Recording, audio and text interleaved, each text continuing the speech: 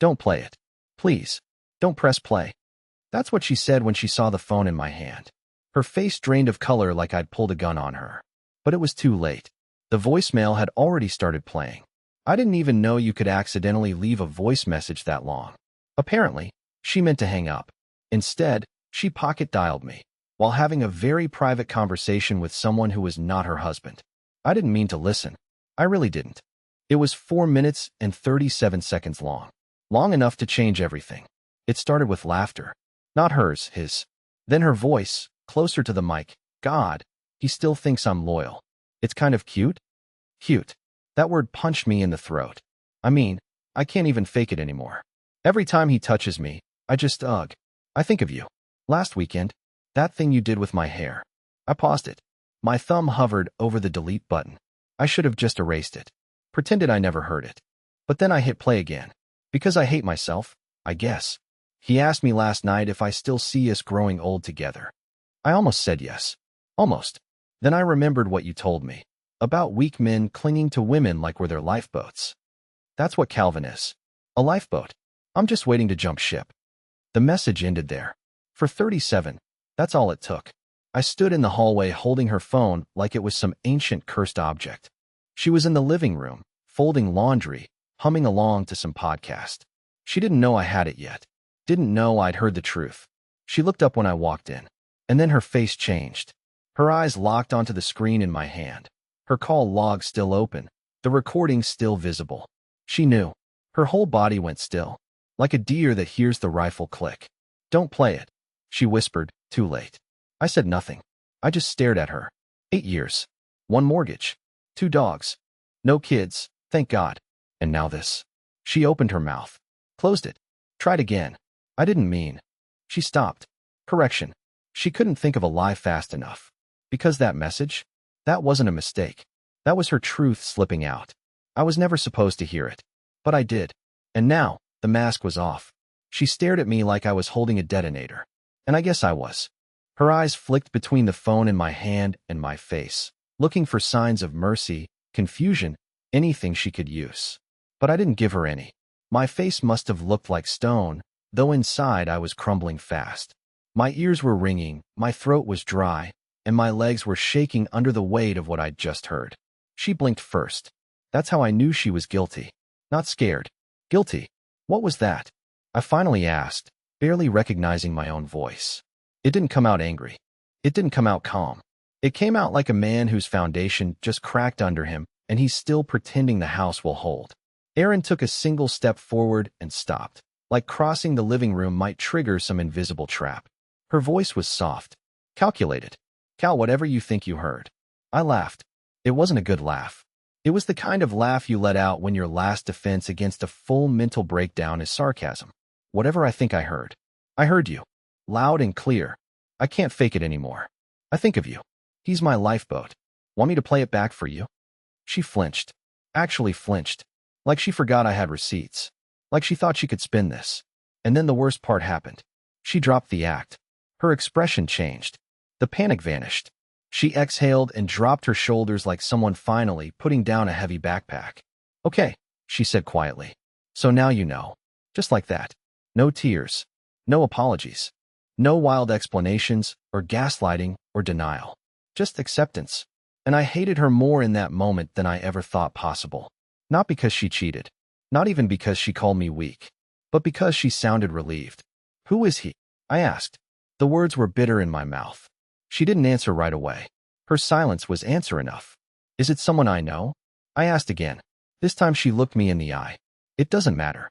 Oh, it matters, I said, stepping closer. Because if it's someone I've shaken hands with, someone who's been in this house. It's not like that. She cut me off sharply. It's not about him. It's about me. About what I've become trapped here. With you. She said it like I was her prison sentence. Like being married to me was something she endured instead of chose. You chose this, I snapped. You said yes. You wore the dress. You stood in front of all our friends and family and said vows. And now what? You just outgrew me? She crossed her arms, her jaw tight. You stopped challenging me, Calvin. You stopped having ambition. You became safe. Safe. Like a seatbelt. Like a smoke detector. like something you never think about until it stops working. I could feel something inside me boiling up, but I kept it together. Barely. So you decided to climb into someone else's bed instead of talking to me? She didn't answer. You told me you loved me this morning, I said, voice cracking. She looked down. That was the first time I saw something close to shame in her eyes. I didn't want to hurt you. I wanted to scream, to break something. Instead, I just stared at her and said, too late. And then, like the coward I am, I turned around and walked out the front door. No shoes, no keys, just me, a phone full of betrayal, and a driveway full of rain. I didn't go far, just around the corner. The neighbor's porch swing had enough overhang to keep me dry. They weren't home, and even if they were, I didn't care. I sat there barefoot, soaked in confusion, trying to figure out which part of me had just died. It's a strange thing, really. Realizing that the woman you share a bed with, the one who knew your passwords, your fears, your stupid little habits, had slowly replaced you in her heart with someone else, and you never noticed. Or maybe you did. Maybe I saw the signs, but just filed them under marriage gets hard sometimes. How cliché. How pathetic. I must have sat there for almost 2 hours. Aaron didn't come after me. That part stung more than the voicemail. If roles were reversed, if she had heard me confessing love for someone else, she'd have burned the house down by now. But she didn't call, didn't text, nothing. Like my absence was just silence. A commercial break in her show. Eventually, the rain slowed, and I walked back. Not because I forgave her, not because I was ready to talk, but because I live there, damn it. That's my home too. My couch, my coffee maker, my damn Wi-Fi bill. She was upstairs when I came in. The house was still, too still. No footsteps, no doors creaking, no sound from the TV. It felt like a crime scene with no body, just the echo of something ugly. I walked into the kitchen. Her phone was gone from the counter. I had no way of knowing if she'd deleted the voicemail already, but I didn't care anymore. The words were branded into my skull. What I needed now was something else. I didn't even know what. Answers, maybe. Or leverage. Or closure. So I did something I never thought I'd do in our marriage. I started going through her stuff. Laptop, password protected. iPad, dead battery. Purse, receipts, mints, nothing useful. But then, her work bag, buried deep inside, under a makeup pouch and a tangle of earbuds, was a folded piece of paper. Old school, like something she didn't want to leave on a screen. It was a printed itinerary. A hotel reservation. Last weekend. Not in her name. It was booked under K. Darnell. I didn't recognize the name. But it wasn't hers, and it sure as hell wasn't mine. Friday to Sunday. 2 nights. Downtown. A place we used to pass by and joke about being too expensive for normal people like us. Apparently, it was just right for her and whoever the hell K. Darnell was. I stood in the kitchen staring at that paper like it might burst into flames. My heart was pounding. I didn't know if I was going to cry or laugh or throw up in the sink. Instead, I folded the paper back up, slipped it into my hoodie pocket, and walked upstairs.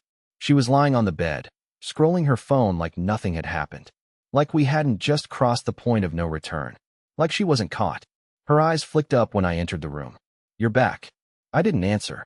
I walked over to the dresser, pulled out a t-shirt, and changed out of my soaked one. She just kept watching me. "You're not going to say anything?" she asked after a moment. I turned toward her. Calm. Too calm. "What do you want me to say? Thanks for not hiding the evidence better." Or maybe, "Hey, good choice on the hotel. Bet the sheets were soft." Her face flushed. "You went through my stuff?" I actually laughed. "You're cheating on me, and that's your problem?" "I told you." "No." I cut her off, stepping closer. "You told me nothing. You left a 4-minute voicemail full of venom. You lied to my face this morning, and now you want to talk about boundaries? Aaron, you lost the right to draw any lines the second you started calling me safe, while letting some guy named K. Darnell do God knows what to you in a luxury hotel." She opened her mouth, then closed it. That was the moment it hit her. I wasn't just hurt. I was waking up. Something cold and focused had started forming in me. Something sharp. Because if she could lie that easily, what else had she hidden? And I wasn't just going to sit there and take it anymore. I was going to find out everything. She didn't say a word as I walked out of the bedroom again, this time with her laptop under my arm. I think part of her expected me to yell, cry, maybe beg. But I didn't. I was done playing the hurt puppy. I wasn't looking for comfort anymore. I wanted context. I wanted every disgusting detail she tried to bury. If I was going to be humiliated, I'd at least do it with my eyes wide open. I drove to my friend's house, Gordon. He's the kind of guy who wears Star Wars shirts unironically and builds gaming PCs for fun. Also, he's one of maybe 3 people in the world I trust with something like this.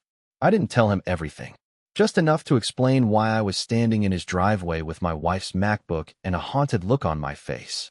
He didn't ask questions, just opened the door, shoved a Red Bull into my hand, and said, "Let's get to work." 30 minutes later, he cracked her password. It was our anniversary date, by the way. Cute, right?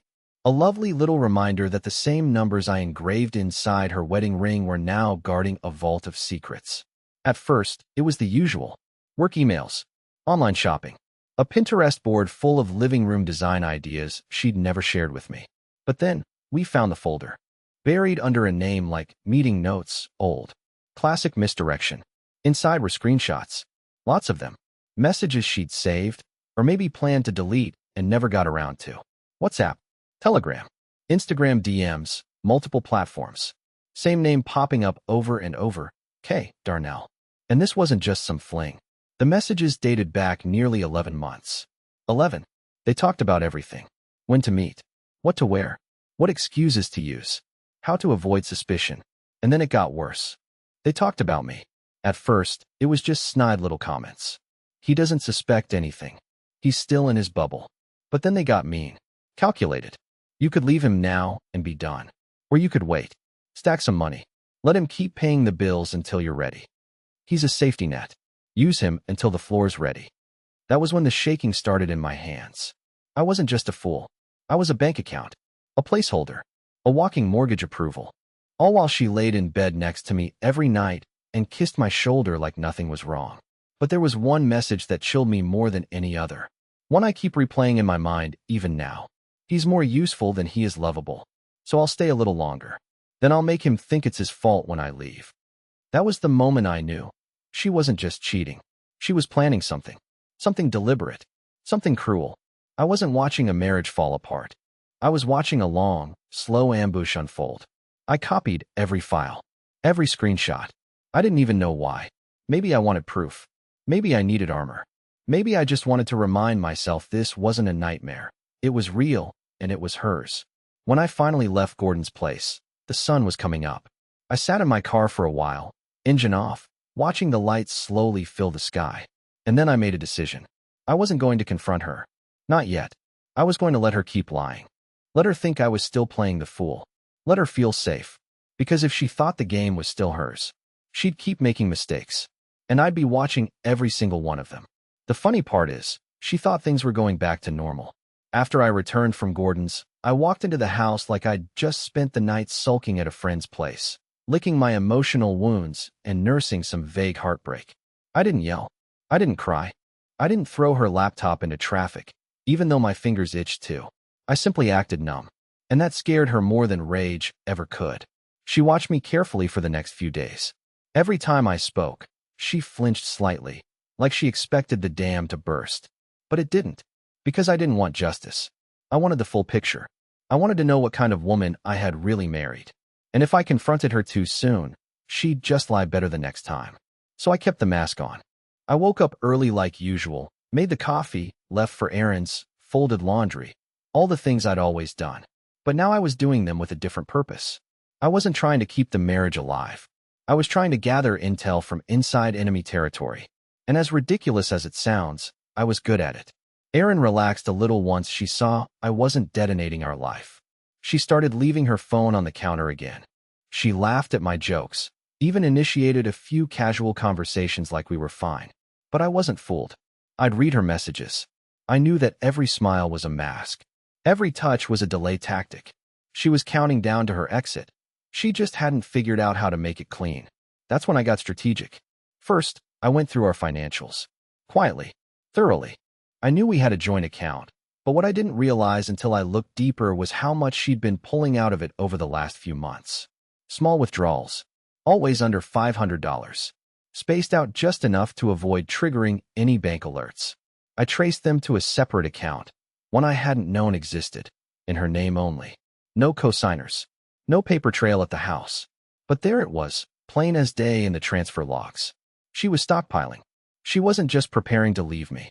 She was preparing to gut me on the way out. Second, I dug into him, K. Darnell.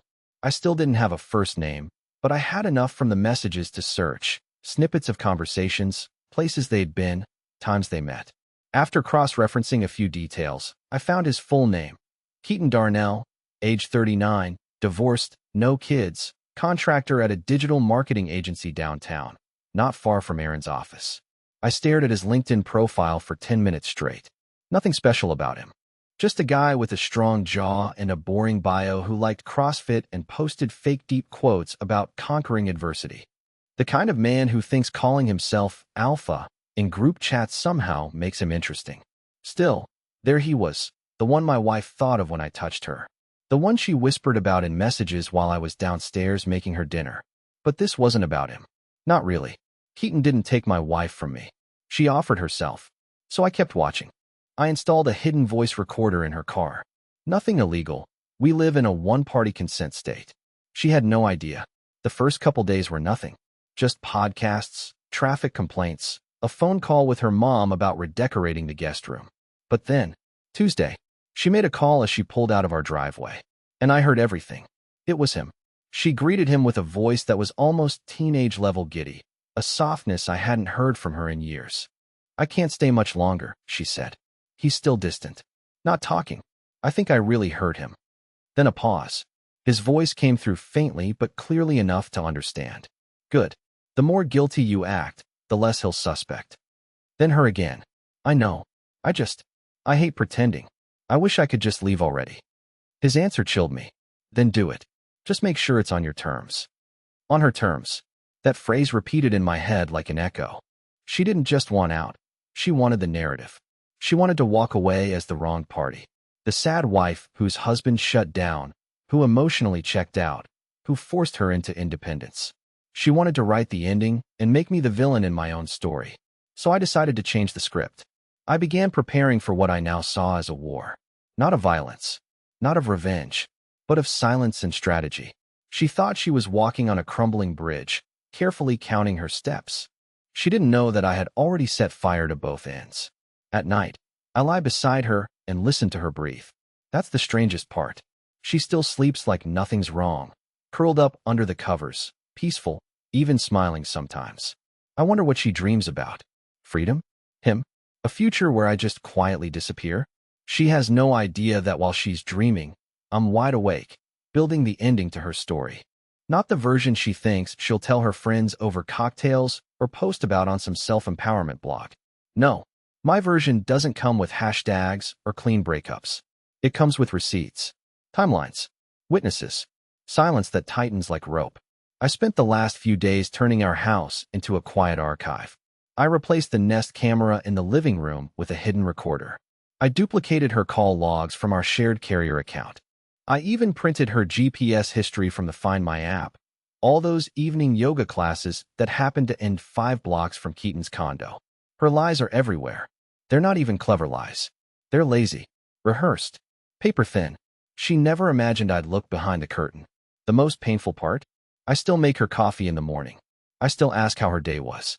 I still listen when she complains about work or gas prices or whatever surface-level topic she pulls out to keep the illusion going. Every smile I give her now is fake, but it's convincing. That's the terrifying thing about betrayal. Once you've been stabbed, you learn how to wear the same blade with a smile. Yesterday, she made a comment that almost made me laugh out loud. We were sitting on the couch watching a movie, some forgettable thriller she picked just to fill the silence. About halfway through, she paused it and looked at me with this sudden burst of vulnerability, the kind she used to use when she wanted to feel close but not actually confess anything. "You've been quiet lately," she said. I shrugged. "Just tired." She leaned against me. "I know things have been weird, but I still love you, you know?" And I almost broke right there. Not because I believed her, not even close, but because she still thought I would. That's when I realized something disturbing. She didn't just want to leave. She wanted to keep me soft until she left. She wanted to walk out with the comfort of knowing I'd never speak badly about her. That I'd blame myself. That I'd cry, maybe, but I'd never expose her. She wanted a clean image. The grieving widow of a still living man. But I'm not going to give her that. I'm going to give her something better. Tonight, I started making quiet changes. I opened a new bank account in my name only and redirected my paychecks. I updated my emergency contacts. I took photos of every valuable item in the house and backed them up in the cloud with timestamps. I even reread our prenup and highlighted the lines I once skipped because I was too in love to think I'd ever need them. Spoiler, I have more leverage than she does. She'll find that out soon enough. Oh, and one last thing. I called a lawyer. I didn't say much. Just booked a consultation. Told them I wanted to explore exit options in a potentially complicated split. That was all they needed to hear. The tone on the other end of the call changed instantly, like they could smell the quiet fire behind my voice. I'm not going to confront her. Not yet. Because the next time we talk about this, it won't be in the living room. It'll be across a polished wooden table, with legal pads between us and a silence she can't lie her way out of. Until then, I'll keep playing the part. Let her believe she's in control. Let her keep sleeping soundly in the bed I paid for, under the roof I maintain, in the life I built. Because when this is over, I want her to wake up one last time and realize the nightmare isn't hers anymore. It's mine, and I've decided to share it. She tried to seduce me that morning, not with lingerie or perfume, but with breakfast. Eggs, toast, coffee with oat milk, just the way I like it. She even played music in the background, something soft and nostalgic from a playlist we used to listen to on long drives. It was all so domestic, so safe, so designed to say, see, we're okay. I sat down at the table and stared at the plate. She beamed at me like a wife in a toothpaste commercial. But the moment our eyes met, something shifted. She saw it, felt it. The way my gaze didn't soften, the way I didn't thank her, the way I chewed like a man eating his final meal in a house he no longer lived in emotionally. Her smile didn't work anymore. I'd seen the version she gave Keaton. I knew what real joy looked like for her now, and it wasn't found across the breakfast table from me. You're different, she said, sitting down across from me. Not accusatory, not defensive, just curious. Like she was trying to solve a puzzle she didn't even know was already missing pieces. I shrugged, just thinking, what about you? It was the truth, but not in the way she wanted to hear it. I didn't elaborate. I didn't need to. Her jaw tightened just a little, a subtle tick, but it was enough to confirm that her inner alarm bells were starting to ring. That's when she began adjusting. Over the next 2 days, she grew overly affectionate. Clingy.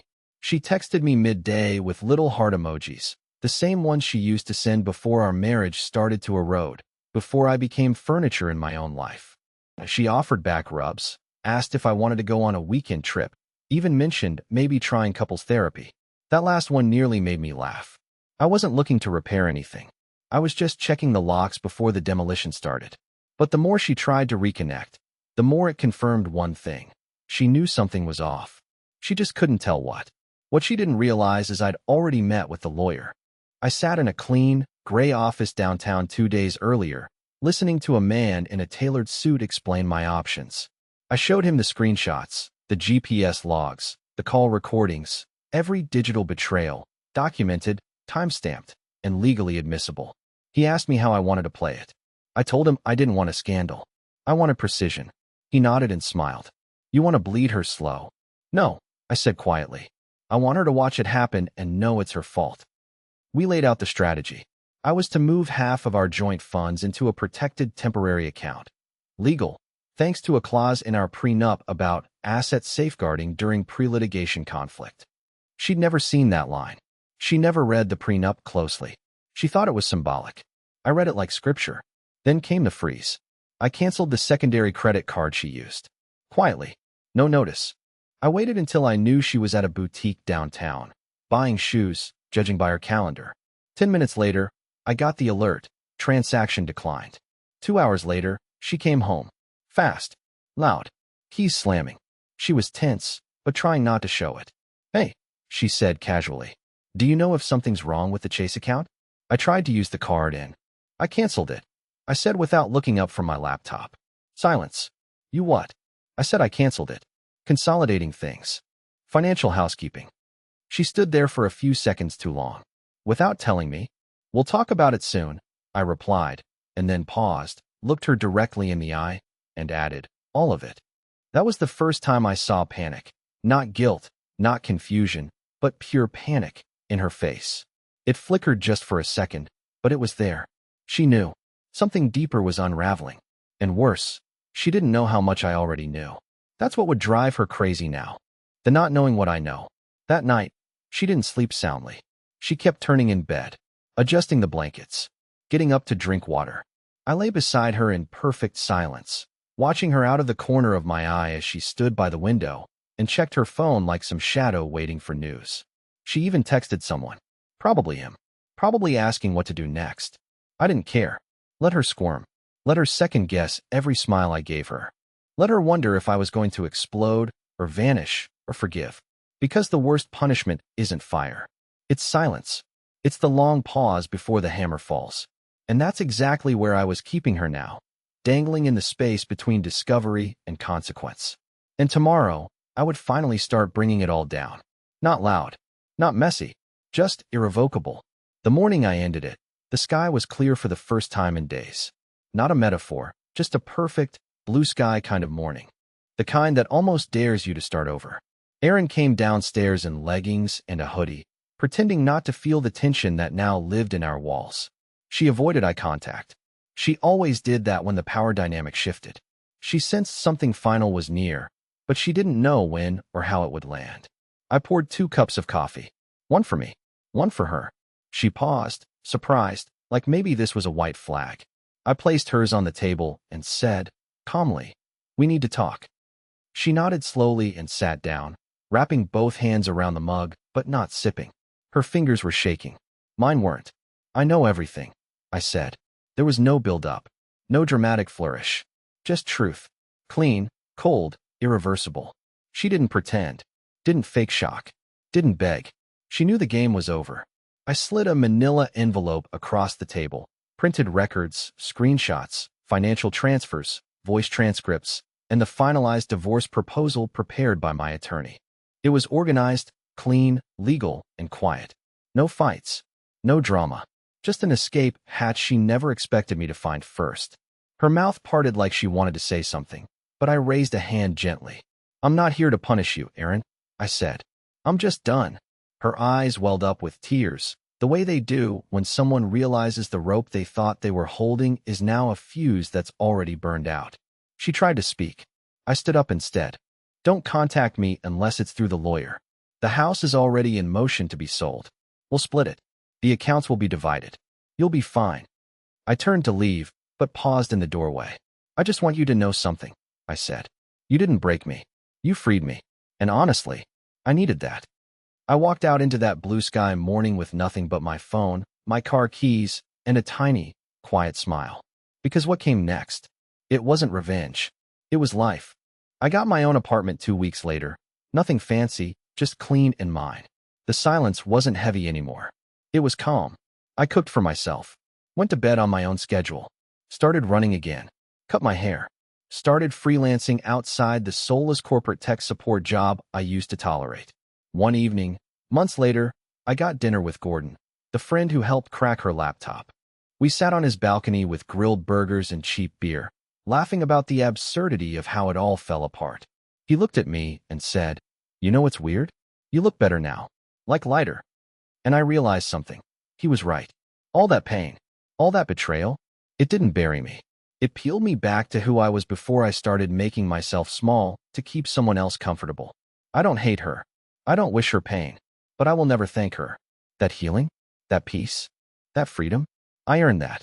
And if you're listening to this, if you're in a place where you feel used, unseen, lied to, or silenced, just know this. You don't have to burn it all down to leave. Sometimes you just have to walk out.